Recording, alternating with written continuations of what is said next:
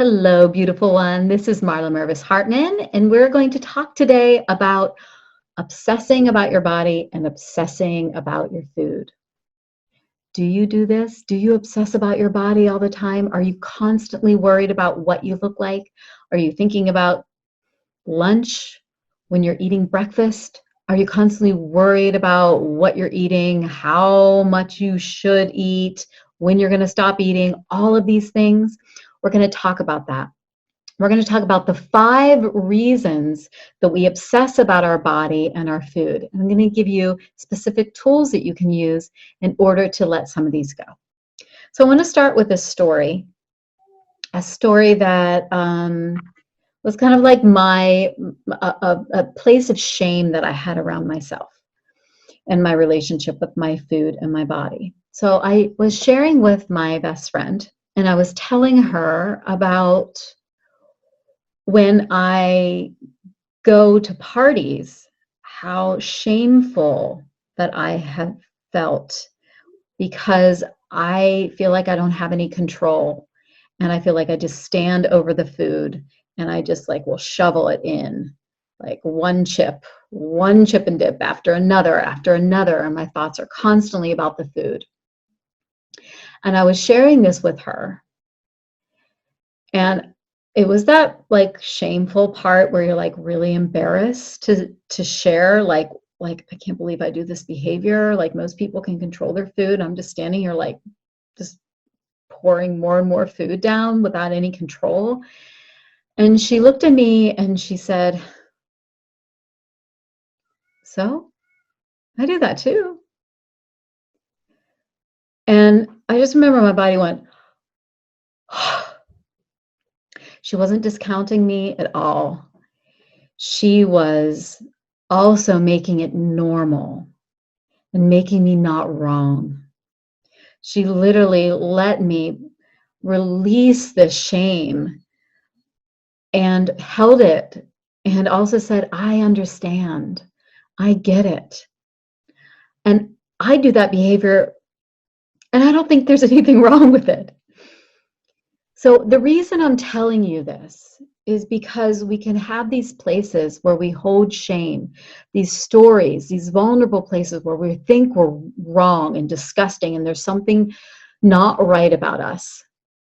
And if we were to share this with another, they may completely 100% understand, and maybe in the same boat. See, if you are familiar with Brené Brown's work, she talks a lot about vulnerability and shame. And she talks about how shame cannot exist when there is love, and when it is out of the darkness and out of the secret and out into the light and held in a specific way, it lets go and love can fill its place. So I want you to realize that there are many people that understand exactly how you're feeling with your body and your food. And you do not have to hold that all down and feel like you are the behavior that you're feeling. You are the secret. It's imperative for us to share and be held in a certain way. And what I want to do is bring some light on some of the reasons why we obsess about our body and food, to hopefully normalize some of this and give you some hope on letting it go. So number one reason that we will obsess about our body and food is that we are avoiding something. We are avoiding how we're feeling, we're avoiding an emotion, we're avoiding something. And it's just easier to think about our food and our body and our weight rather than deal with the main issue at hand. Even if it's the small little challenges and the grievances, we can just put it all onto our body and our food, especially if you're used to doing that, if you're used to using your body as a scapegoat. That's what I did. Any sort of emotional thing that came up that I didn't want to look at, I would just turn it onto my body and my food and start obsessing or thinking that I looked wrong and I gained weight. And then I would just put all of that on to that aspect instead of being like, what is going on? What am I truly upset about? Sometimes it just becomes that pattern, right? Like it was for me. This just like emotional, my way, my coping mechanism. And then also what I found in myself and with everyone, that there's everyone who deals with this on a deep level, is that there's always something deeper. And it can be deep, my friends. It could be something, it could be that nagging trauma, or it could be, you know, it could be the part of you that is wanting more love and compassion and care, that is that's scared, right? Scared to look at it, scared to be with it. And see, when we obsess and when we become over like restricting or binging or whatever your story is and however you deal with it, that is a sign that there's something deeper going on that you were not looking at. I've been saying this a lot recently, and it's so, I really want you to get this through your head. It's not, you do not have a food problem. You're using food as a way to cope. You do not have a body issue. You may just be using the food and the body as a way to cope with something deeper. There's always layers, and I'm unlayering these layers in myself too. And when I feel any sort of wobble in my food, I'm like, okay, what's going on? See, we can use these telltale signs of, I'm obsessing again, what's going on? Okay, so this is one of the main reasons that we can obsess about our body or our food, is that we are avoiding something.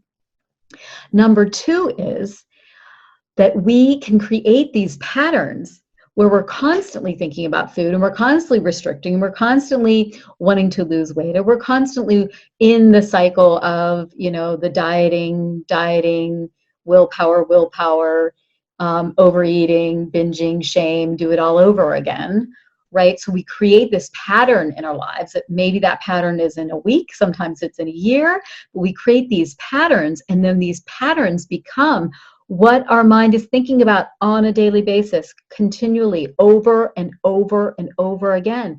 So we have to get out of that loop. We have to let it go. We have to like cut some cords and realize that this is not what I want to be thinking about all the time. When I stopped thinking about food and my body all the time, I didn't know what I was going to do with myself. It's like, oh my God, I have all this time. What am I going to do? Right? So we have to, and how do we do that? Okay. So how we do that is we begin to bring other things in to help and support us. This is when meditation is a wonderful way. Breath work, yoga, walking, whatever you can do to shift your mindset. I have a free gift on my website, and I'll put the link below, which is, it is how to get out of your head and into your body. So when we're in that loop and we're in that space, it's like, and we can't get up. We need to get sometimes out of there and into our body and let our body take over. Let ourselves be focused, give ourselves a different attention, a different place to put our attention. And the meditation and guided meditation, or whatever you can find to support yourself, is key.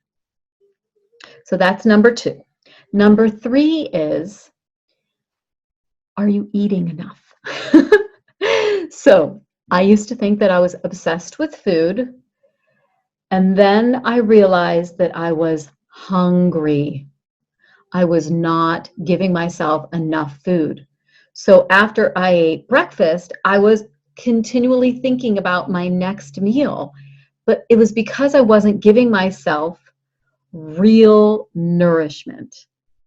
Like I was giving myself like fake, like food with no calories, because I was really into making sure that I ate, right? But it never really satiated me. We want food that satiates. When we completely satiate ourselves, we can then move on. So this can be more challenging for some people. If you lean towards the restriction and the fear of food and some more of the anorexic tendencies, it can be challenging to let yourself really satiate yourself.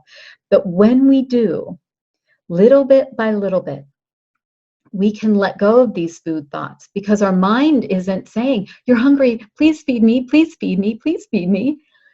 And what often happens, and I've seen this on myself and I've seen this in so many people, is that they will obsess and obsess and obsess and wonder if they are like, they're hungry, hungry, hungry, and then they completely overeat and then they binge and then they say, see, I'm so obsessed with food.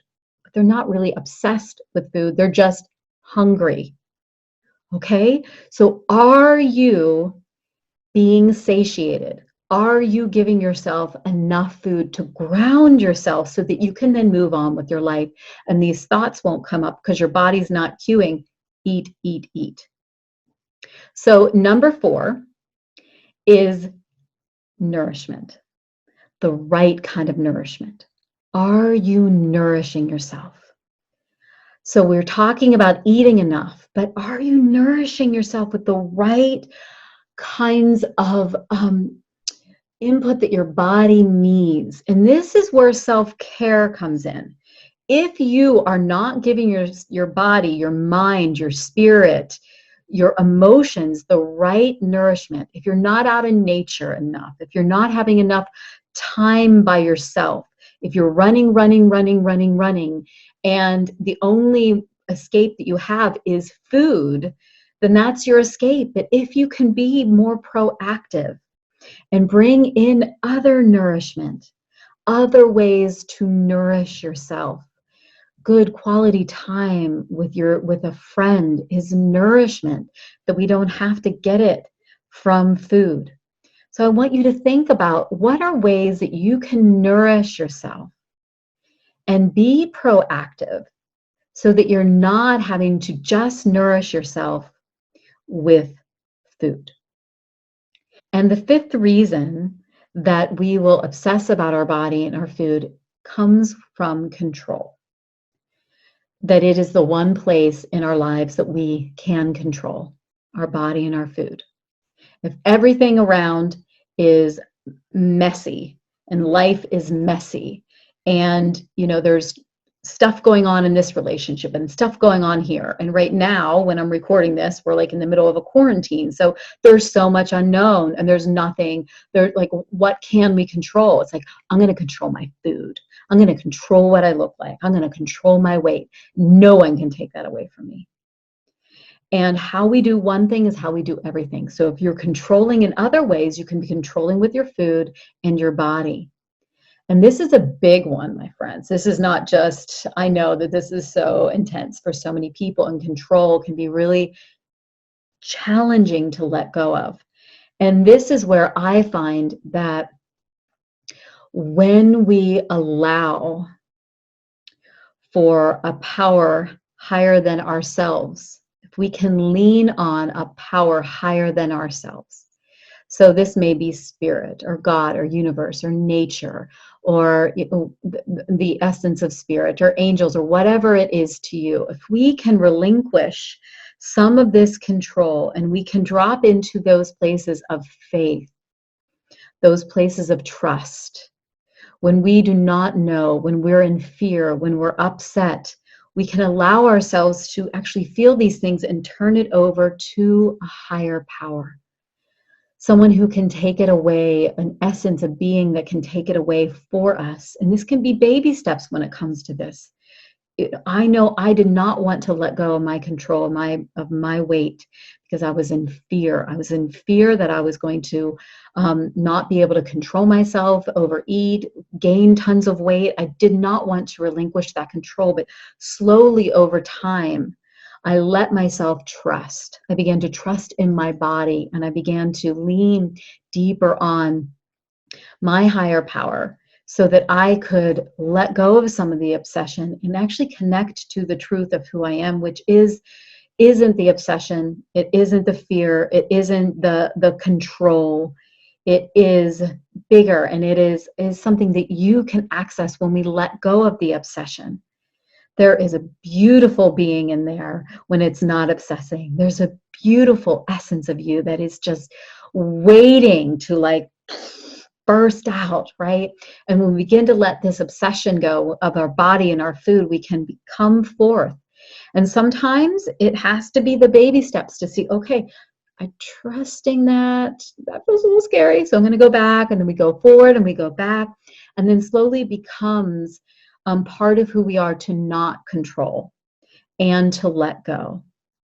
So I hope that this has been helpful for you to understand that there's not something wrong with you if you're obsessing about your food and your body, that there's a reason for it, and there is a way for you to turn that around. If you're wanting more support, please let me know, message me. I have Peace with Food, my mastermind group that is coming up next week. If you're interested in that, it'll be an intimate group of women. Please let me know, and please do subscribe to this channel and like this video. I'm sending you all so much love on your journey. Mwah. Bye.